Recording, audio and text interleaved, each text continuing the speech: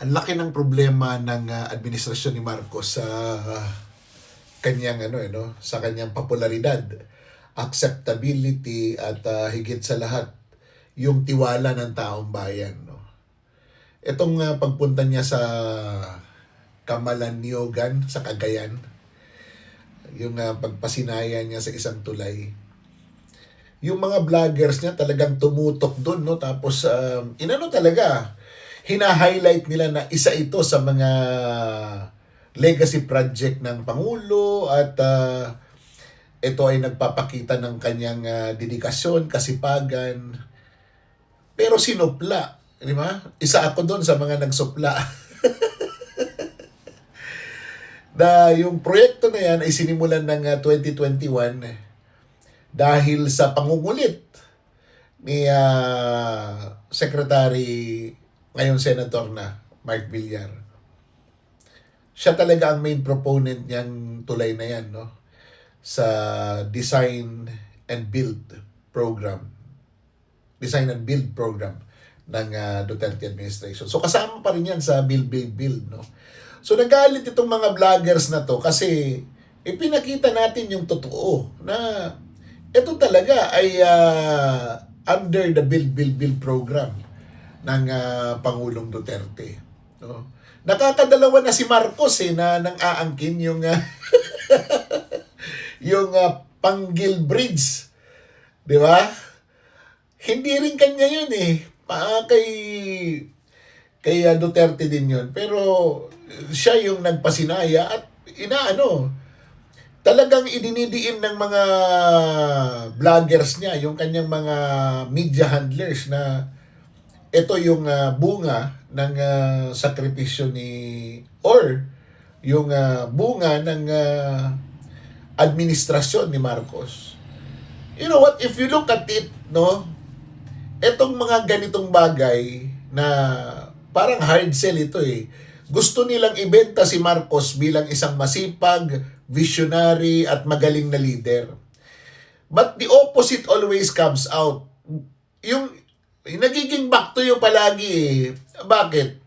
Kasi yung mga proyekto talaga niya mula ng 2022, 2023, 2024, and 2025, talaga namang wala talagang nagbunga dahil ninakaw. Di ba? So, paano ka magtitiwala sa isang Pangulo na sa kanyang administrasyon na-tolerate ang korupsyon dahil lang sa meron siya ngayon mga pinapasinayaan ng mga proyekto which actually muntik pang mabiktima na hindi mapondohan o di mabigay ang counterpart ng Pilipinas dahil nga sa politika. Pero nung matapos, gusto na nila. Di ba? Itong mga handlers ni Marcos sa media, ito ay iniipon, pare-pareho kasi sila ng tono no? Pare-pareho sila ng tono, pare-pareho ang kanilang inilalabas, Ito kasi ay parang isang grupo na isang under one leadership siguro ito and composed of several groups na binibigyan ng storya, ng script, no?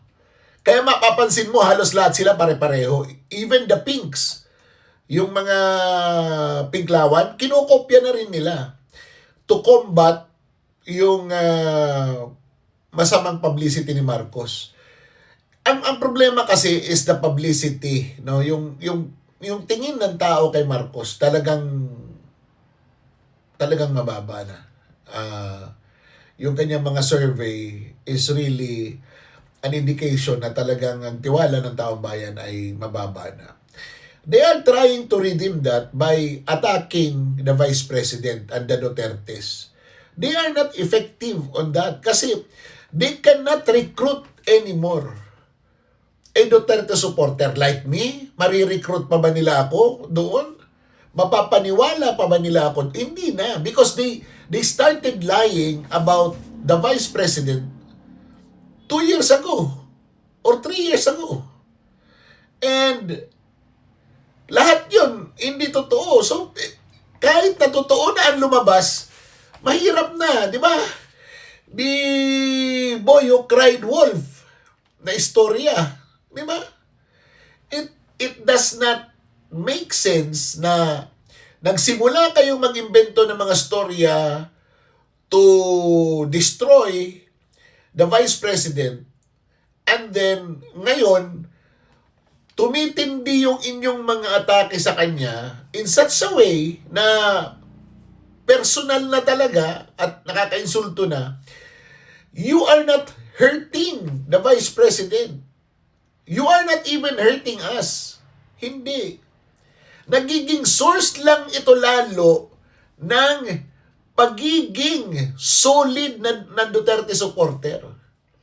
Nagiging cause ito lalo na magsama-sama ang mga Duterte supporter kahit na yung iba ay magkakaaway na to combat this misinformation. At ang tinatamaan nito ay si Marcos. Why? Because like me, I will really list down the things that the president has done na pwede niyang sabihin kanya. But wala. So what do I do? Kung ano yung ginagawa niya ngayon, I look at it and try to do my own research kung talagang kanya yun o hindi. So si Presidente Marcos ngayon ang naapektuhan sa ginagawa ng mga handlers niya sa media. Attacking the Vice President, wala yun eh. Trying to destroy the Vice President to get the people in the middle, wala yun eh. Walang epekto yun. Why? Because bloggers of the DDS will retaliate by, di ba, piling up on the President. And you cannot defend the President. Why? Wala akong nakitang vlogger ni Marcos na nagpakita ng mga programa ni Marcos o nagpakita ng mga achievement ni Marcos o pwedeng maibida at masabi na kanya talaga ito. All the projects of Marcos are mediocre or failure. Pabahay, classroom. Di ba? Yung dalawa na lang yan, tingnan na lang natin eh. O yung flood control projects na talaga namang binida niya sa first zona niya. 5,500 flood control projects. Tapos, ininipensa pa niya at sinabi niya na itong 5,500 flood control projects ay nandyan lang. Nandyan lang. Pero eventually, noong July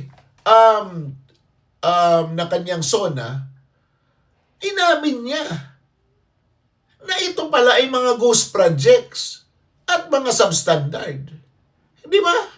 Can you imagine a president who was fed with an information na mayroong 5,500 flood control projects, tapos later on, he would discover na ito pala ay substandard at yung iba ay ghost projects. Ninakaw lang ang pondo.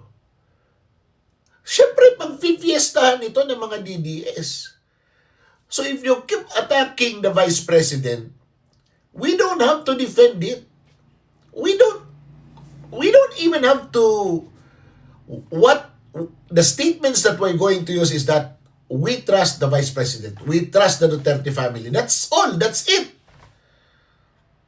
Pero pagdating kay Presidente, meron bang nagtatanggol kay Presidente tungkol sa mga sinasabi namin sa kanya?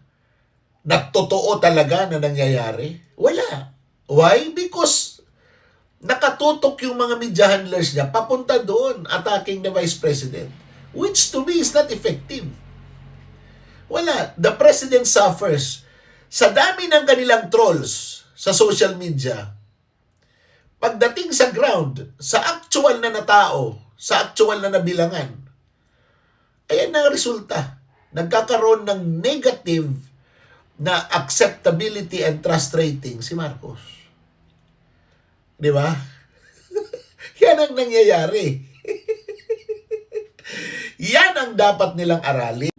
Aralin nila yung mga bagay na yan to see if they can adjust. Di ba? Kasi ito, this is already a battle of perception. Di ba? Pero sa totoo lang, yung ginagawa namin na perception kay Marcos, talaga naman it's 100% true. Tamad talaga ang presidente. Doesn't really think. He doesn't really work. Yung mga cabinet meeting na yan, ng mga pinapakita sa TV, or if there is even an actual cabinet meeting, we don't believe na it comes from his own mind and it comes from his own intelligence. Kami niniwala dun. We will keep piling up on things that we discover about this administration. You continue to attack the Vice President, we will just say, as a political blogger of the Dutertes, I believe in the Vice President. That's all. And that's it. And the Duterte supporters will swarm up on us and say, me too. I also believe in the Duterte family. Doon yung makikita eh. Di ba? While kay Marcos, wala kayong ganyan. You have to explain, but you do not explain. Only Claire Castro is trying to explain. Pero, she is failing also. Why? Kasi ang kanyang style antagonistic, ang kanyang style vlogger, yung kanyang style pang-asar. Which, kung ako ay isang Duterte supporter, which I am, di ba? I will really think na nakikipag-away ka sa akin and I will retaliate. Hindi ba? Oh. Kaya malaki ang problema ng administrasyon na ito in terms of perception, in terms of acceptability and trust. Not only because it is true, but because the media handlers ni Marcos is wasting money, energy, and everything that the government has on things that I think, personally, I think is not effective. Attacking the Vice President, making up stories, and trying to make her look bad is not effective. I don't think it has an effect. Why? The trust and acceptability rating of the Vice President in the survey says otherwise. Di ba? O, paano? Paano? Ha? See you again in my next vlog. Sa mga bagong subscribers, sa mga nagla-like, sa mga nagsishare, maraming salamat po sa inyo.